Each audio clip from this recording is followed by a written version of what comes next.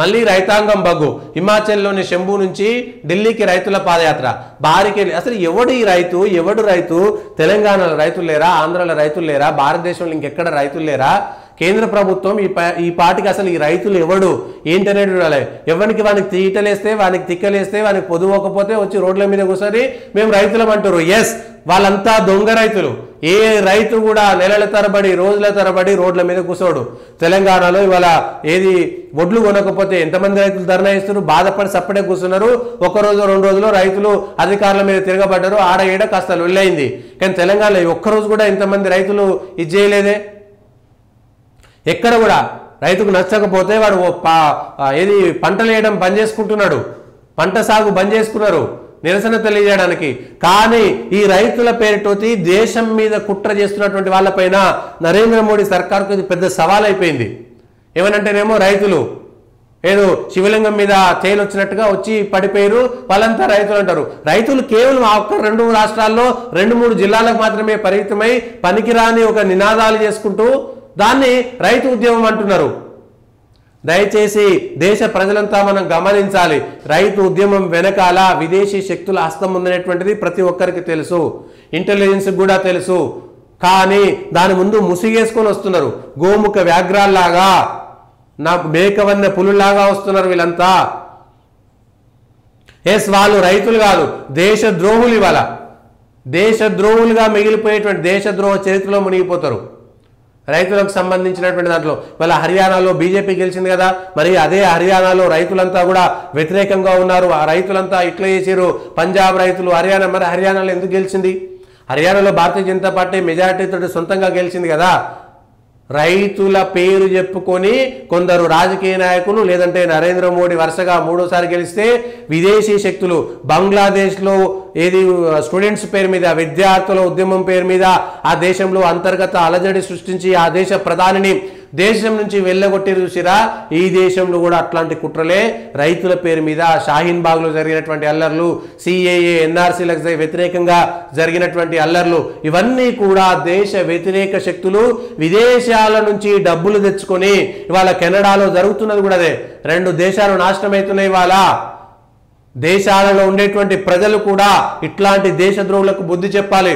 రైతుల పేరుతో ఉన్నటువంటి దేశ వ్యతిరేక దేశద్రోహ ముఠావిలంతా కూడా ఒక్కసారి ఆలోచించాలి. మళ్ళీ ఏదో రైతులకు అన్యాయం జరిగితే రైతుల కోసం మాట్లాడేటువంటి విధానం తరిక వేరే ఉంటుంది, పద్ధతి వేరే ఉంటుంది, రైతుల యొక్క పద్ధతి వేరే ఉంటుంది. ఎస్, పంజాబ్లో సంపన్న రైతులు అనుకున్నా, లేకపోతే వచ్చేటువంటి వాళ్ళు సంపన్న రైతులు అనుకున్నా కూడా ఎంతమంది ఇన్ని వేల లక్షల రూపాయలు ఖర్చు పెట్టి వస్తున్నారంటేనే దాని వెనక ఉన్నటువంటిది ఎస్ అందరికీ తెలుసు. సున్నితమైనటువంటి అంశంగా చిత్రీకరించి విదేశీ భావజాలం కలిగినటువంటి వాళ్ళందరూ కూడా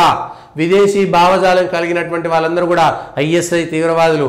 ఈ దేశం మీద, భారతదేశంలో అంతర్గత కలహాలు సృష్టించాలనుకునేటువంటి డీప్ స్టేట్కి సంబంధించినటువంటి వాళ్ళందరూ కూడా డబ్బులు పంపించి వాళ్ళ భారతదేశంలో అంతర్గత కలహాలు సృష్టించేటువంటి ప్రయత్నం చేస్తున్నారు.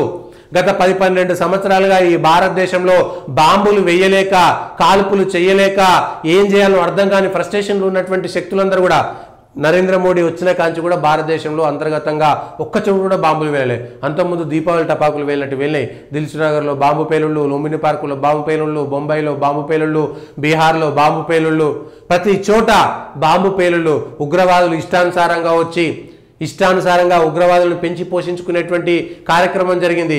ఇవాళ ఉగ్రవాదులు ఎవరనేటువంటిది దేశంలో ఉన్నటువంటి ప్రజలందరూ కూడా చేరుకొని, ప్రజలందరూ కూడా అరే ఇన్ని రోజుల పాటు వచ్చినటువంటి చరిత్ర వేరు, ఇప్పుడు వస్తుంది వేరు.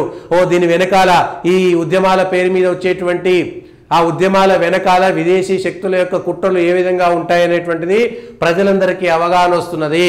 ఆ అవగాహనలో భాగంగానే ఇది కూడా సాగుతున్నది. ఈ రైతులందరి వెనకాల కూడా విదేశీ శక్తుల యొక్క ముఠా ఉంది, వాళ్ళ డబ్బులు ఉన్నాయి, వాళ్ళ యొక్క కృత్రిమ ఉద్యమాలు నడుస్తున్నాయనేటువంటి విషయాన్ని మనం ఖచ్చితంగా గుర్తించాలి. ఇది రైతులకు మద్దతు తెలపడమో వ్యతిరేకించడమో అనేటువంటిది కాదు. దేశద్రోహులు ఏ రూపంలో అయినా రావచ్చు.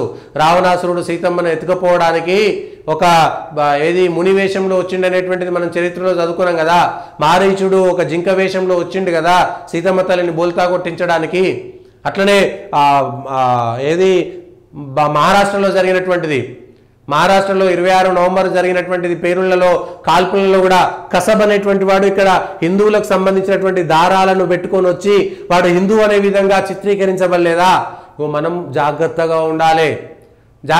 శరద్ పవార్ చాలా స్పష్టంగా చెప్పిండు, హిందువుల దగ్గర కూడా బాంబులు వెళ్ళాయి, ముస్లింల దగ్గర కూడా బాంబులు వేలింది అనేటువంటి మాట నేను అబద్ధం చెప్పినా అని చెప్పిండు. ఇట్లాంటి అబద్ధాలు కోరు రాజకీయ నాయకులంతా ఉన్నారు కాబట్టే ఆ రోజు అవంతా సాగినాయి. ఈ దేశంలో ఎవరి వల్ల ఎవరికి ప్రమాదం ఉంది, ఎవరి వల్ల భద్రతకు నష్టం ఉందనేటువంటి విషయాన్ని గుర్తించాలి. రైతుల పేరుతో జరిగేటువంటి ఈ ఉద్యమాలన్నీ కూడా దేశ వ్యతిరేక శక్తుల యొక్క కుట్రలో భాగస్వాములు.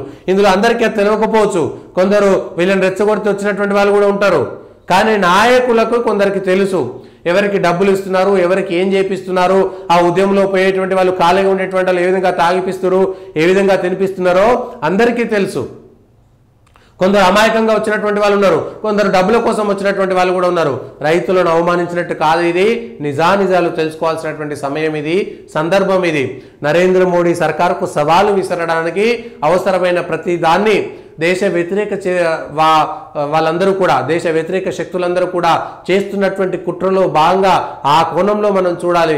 ప్రజలందరూ కూడా ఈ విషయంలో సంయమనం పాటిస్తూ ఈ విషయాన్ని ఎక్స్పోజ్ చేస్తుండాలి ప్రతి క్షణం అనేటువంటిది కూడా ఒకసారి మనం అర్థం చేసుకోవాల్సినటువంటి అవసరం ఉన్నది. లేకపోతే కష్టం దానికి సంబంధించినటువంటి అంశంలో.